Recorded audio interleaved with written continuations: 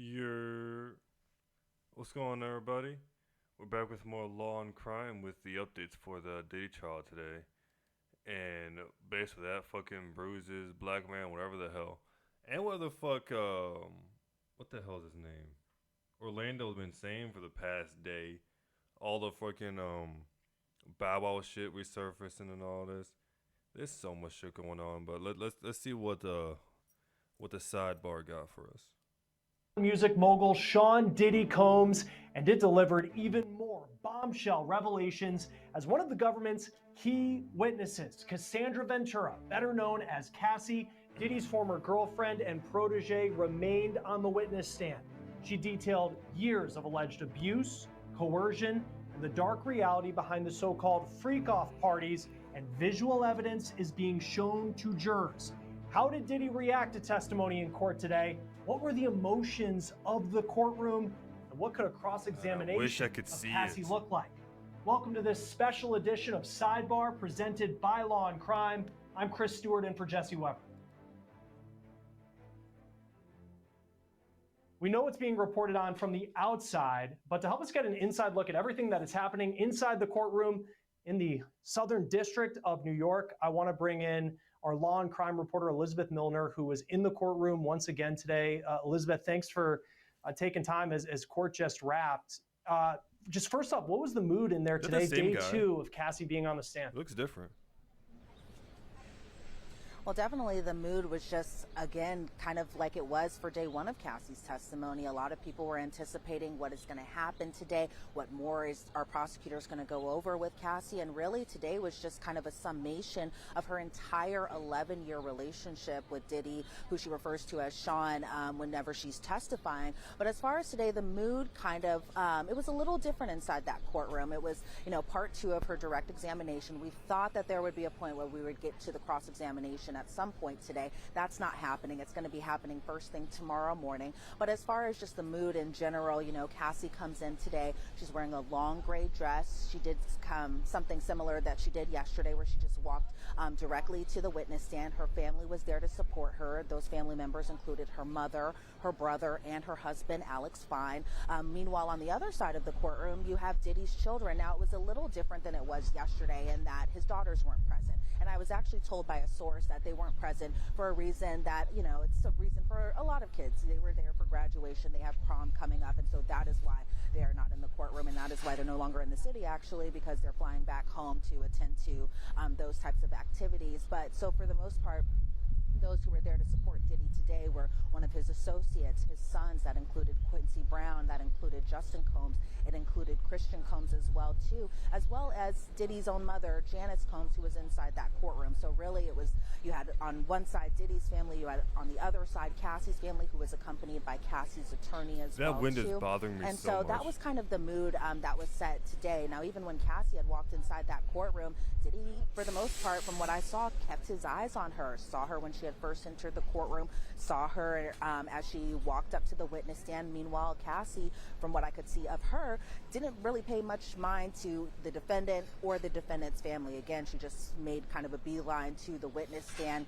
And again, she was back under oath. And so, for the most part, she definitely kept her composure. There were emotional points throughout her testimony. I'm sure we'll talk about more in depth in just a second. But for the most part, that was just the general mood of the court, thinking that we were going to get to the cross, but it was still another day of direct examination. And at this point, it seems that Cassie won't even be off the stand until the end of the week. I want to thank Odoo for sponsoring Sidebar. Odoo is an incredible all-in-one business management software that offers you a range of applications. One of my favorite Odoo applications is their sales tool, the Kanban pipeline game changer. Whether you're working with leads or full-blown opportunities, you can visually track every stage of your sales process. Just drag and drop to move deals forward. It is fast and honestly kind of satisfying. And when it's time to send a quote, it's literally a couple of clicks. And the reporting, super clear. You can get a live view of your pipeline, conversions, and what's working, so you can focus on closing. Man, ads are so different between right now, like other channels. You can get a free 15-day trial of Odoo's all-in-one business solution and see how it can make your life easier. Check it out at odoo.com/sidebarcrm. Now, before we get to that testimony involving Cassie today, Elizabeth, I understand there was a little bit of some drama between the prosecution and the defense. What happened?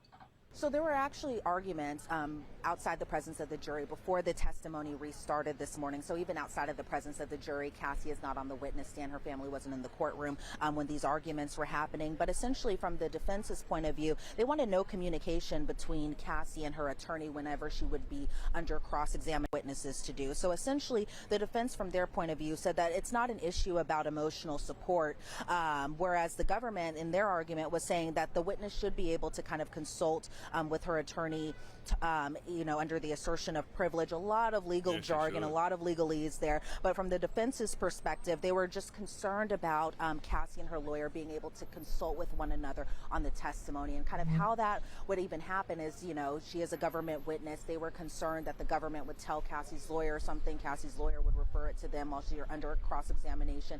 And so they were just a little worried about that. Now, as from the government standpoint, and Maureen Comey was making this argument today, she essentially said, whenever she is talking with the attorneys of the prospective witnesses, that they're really just kind of talking about logistics. They're not talking about testimony. They're talking about transportation. They're talking about security. They're talking about, when Cassie presumably can leave the courtroom, who will follow her out of the courtroom, security and logistics. And so those were one portion of the arguments. Another big argument that was made this morning prior to Cassie restarting her testimony were just marked exhibits from the defense.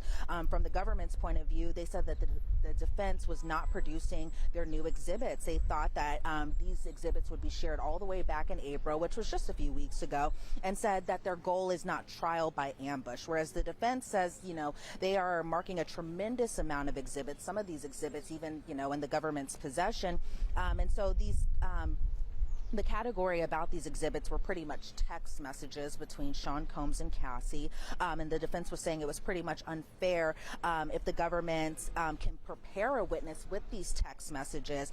They said, marking exhibits in response to direct testimony, they can hand over the exhibits essentially around the time cross-examination starts, whereas the government was making the point that they wanted these exhibits now. They wanted them pretty much ASAP. Again, them pointing back to the fact that these had to be turned in by April, and we're already in trial right now. We're in testimony right now. And even from the judge's response, he was kind of a little like, why are you just bringing this up now while we're in trial? If this was an issue and you didn't have them before the start of trial, why didn't you raise that issue before? And then we could have handled it in this manner, so that way we're not holding up the jury. And so that way we can get the day started. So that took about a good 30 minutes of just back and forth. Between the defense and the government, and essentially the conclusion was just that these exhibits would be turned in around the cross-examination time, so a time that the government could soon be getting these exhibits, so that way they can mark it, possibly re-ask these types of questions under redirect. And that's why this testimony is taking a little bit of time, because there's just so much intricate pieces from both sides that they just want to make sure, again, all their ducks are in a row for the most part. But it seems like from the defense's point of view, they'll hand over the exhibits, just not when the government initially wanted to. And another person involved with Cassandra Ventura, Alex Fine, who's her husband, father of her children. And first off, you just think of what it must be like for him listening to the testimony that we'll talk about in just a moment of what his wife is saying on the stand about her relationship with Sean Diddy Combs. But I would, but what possibility is there that Alex Fine could actually testify at this trial? I'd be chomping at the bit the whole time. From the defense's perspective, it seems like it was kind of a strong possibility. And I say the defense because the defense plans to call him as a witness to kind of impeach his own wife's testimony, which is something that you don't really see every day. So this argument was first brought up just yesterday. And essentially this kind of was about the time frame around 2018 time. So essentially from the defense's perspective, these arguments were brought up yesterday, and this was just about the testimony that was going to be brought in, something that was even talked about today, and this was about an alleged rape that happened in 2018. And essentially from their point of view, they were saying that Alex Fine allegedly threatened Diddy. For the most part, they said that that Alex Fine threatened Diddy about Cassie demanding this $30 million, threatened to beat the F out of Diddy. Those were the words that... What's going on, bro? How you doing? was getting to all this fucking Diddy trial stuff for today, and it's already ridiculous. Motherfuckers seem to be trying to stall. Were used in court yesterday. So for the first half an hour, trying to stall because they didn't have like text or some shit, or like the right evidence they're supposed to have like in April. And Ridiculous. the defense says that they want to call Alex Fine as an impeachment witness, and the government said, you know, for the most part, that he should be allowed inside that courtroom while his wife is testifying, while his wife is there on the stand. Yeah, it's probably to me being provide slow. emotional support. And I'm I still will trying to even get used say, to you doing know, the whole sitting just a few rows. doing the like tweet and then get to it, because sometimes I fuck up and things happen. I'm still getting used to it. Back from him, you could kind of feel the tension just between him and Sean Combs, not from Sean Combs' perspective, but more so from Alex Fine to Sean Combs, where he looked visibly upset, in my opinion. He looked like, you know, that he was just, you know, reliving this testimony and going through this testimony in extreme graphic detail. It just seemed like he was very upset of, you know, why did you do this to my wife? This is somebody that I love and I want to protect her. It definitely seemed like it was kind of a protection mechanism, or maybe it was just, you know, his natural reaction. But you could kind of feel just during some of that testimony. Thank you, I appreciate that there were some tense moments. But back to these arguments outside of the presence of the jury that happened yesterday. So the defense says, you know, they wanted to. I think I'm on 101 on Twitter right now. Him and get him outside of the courtroom when this alleged rape was. Did I have 27? Was talked about during her testimony. Nice. So for the most part, during the duration of her being on the witness stand, he did stay in that courtroom, as well as her brother, as well as her mother, and her attorney as well too. But then when it came to this testimony about the 2018 party that had happened at Cassie's brother's house, and then we're talking about the alleged rape that had happened also in that same year, and that's a big year too, because that was the year that Cassie called it off with Diddy, as she had said. But so when they were starting to get into that 2018 time frame, I did see Alex get up out of the courtroom, walk out of the doors, and he didn't come back for the rest of her testimony, mainly because of these can't blame the man outside of the presence of the jury yesterday. Can't blame the man. I know how emotional it was yesterday in the courtroom for day one of Cassie's testimony. What more did we learn in day two of Cassandra Ventura on the stand being questioned by prosecutors? Well, we learned a lot, and a lot, Chris, and I say that because I used up pretty much half of this notepad just taking notes of pretty much, 7 hours of testimony today. And so when Cassie was brought back onto the stand, she was handed over 2 drives. These drives had messages, photos from her devices. Even one of these devices had enhanced images, more photos, more messages. Then they started kind of talking about her aliases that she had used when she was either booking escorts or booking hotel rooms, such as Jackie Star, such as Veronica Bang, such as Mia Crawford. Then, you know, they kind of touched base a little bit about Suge Knight. Why was Suge Knight brought into this testimony today? Mainly because there was a point where she had said, she being Cassie, had said that Diddy security guards and Diddy himself packed up some guns from a safe and tried to find Suge Knight, who apparently was just down the hill from them. So that was the first start of it. Wow. Man was planning to roll up heavy on Suge Knight just like that, just because he was down the street. That's crazy. It's not crazy. It's like very believable. But like that's still kind of crazy to think about someone actually like confirming such a perspective. Packed up some guns from a safe and tried to find Suge Knight, who apparently was just down the hill from them. So that was the first start of it. Then they had touched base about, you know, the escorts and confirming that they weren't police officers or cops, and Cassie would essentially lead, you know, with the fact that she wasn't a cop to make the escorts feel more comfortable. And she said that Diddy had told her to essentially say that. A big point of her testimony initially this morning was just about the Intercontinental Hotel surveillance video and, you know, the whole fighting back and the concept of why she didn't fight back in this particular incident. So she said that she fought back early in their relationship, but she said it was worse for herself when she did fight back. She said that when she did fight back, that Diddy would be actually surprised that she would fight back. They were shown the surveillance video from the Intercontinental Hotel again, that from 2016.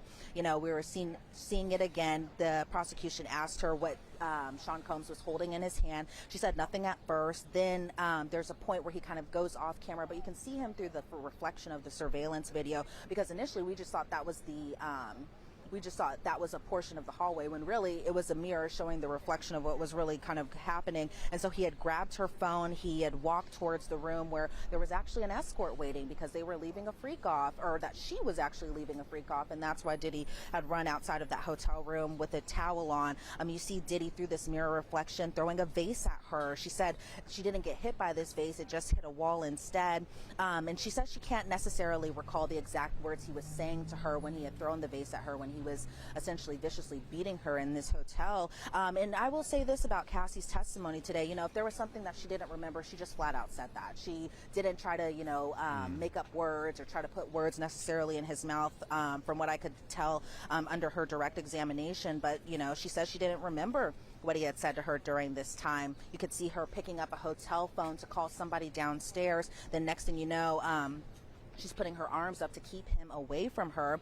There was a point where we saw that security video of Officer Israel Flores, who now works for the LAPD, but at the time he was working security for the hotel. You see him back inside the surveillance video. You see Cassie walk to the opposite side away from the hotel room that they were in. You see Diddy walking towards that hotel room.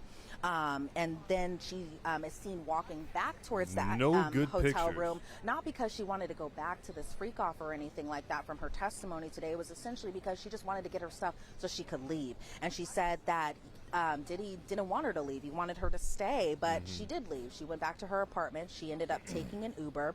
Then we saw some text exhibits from, for example, these were the texts from Diddy, who in these text messages was going by Pop Pop. And again, that was a name that he liked her to call him. And this was actually a nickname she even gave her grandfather. This is something we had learned yesterday. Yeah, that's still fucking crazy to think about. He took her grandfather's nickname in their email chain, or their wherever the hell, and then would send her the fucked up messages, but with the name Pop Pop. You know how psychologically fucked up that is? And he found it amusing. It's crazy. So these text messages said from Diddy to Cassie, call me. He also said, yo, please call me. I got 6 kids. Please call me. Yo, please, I'm surrounded. Call me, my kids. Help. And then Cassie said, put a robe on. And that was because he was running around in a towel, something we had all saw through this surveillance video. Diddy's texting her back, call me now. Cassie said, I went and checked everything. As long as you don't disturb the guests, you're good. The guests being the other ones in the hotel room. And then we had learned who this mysterious escort was who was inside that hotel room. And it was this man named Jules, somebody that they used often during these freak-offs. He was an escort, and he was somebody that we saw an exhibit photo of him. He is a light-skinned man. He appears muscular, couldn't really tell necessarily. He has a bald head. And then she says she doesn't remember the conversation she had with Jules specifically after this incident had happened until actually another freak off. And so we saw another exhibit photo, this of Cassie. She's wearing sunglasses. It's a selfie photo. And it's a selfie photo of her with a busted lip, or a fat lip as she had called it in court today. And this was taken actually in the Uber after she had left the Intercontinental Hotel in Los Angeles. She had a black eye as well. I mentioned the sunglasses. The sunglasses were covering the black eye, but you could see the black eye just peeking out through the sunglasses. Meanwhile, at this point, Diddy's still text messaging her, saying, call me now, call me, the cops are here, you're going to abandon me now. And Cassie says she wasn't aware the cops even came to the hotel. She had responded, I have a premiere Monday, and I'm kind of paraphrasing here because it was a lot of messages going back and forth, so I had to make sure I had to write everything down. She said, you are sick for thinking it's okay what you've done. And she said, stay away from me. He said, he being Diddy, responded, call me, I'm about to be arrested. If you don't pick up, you'll never hear my voice again. Please, I'm getting arrested. And then Cassie responded, plugging my phone in and going to bed. You should do the same. Kind of, and for the most part, insinuating that he might have been telling a story or just using this to over-exaggerate. And she had brought up another person who the government has said... I'm sure it's not the first time you tried to do something like that, right? Because I'm sure she tried to get away plenty of times. And then that kind of begging and that kind of pleading would draw her back.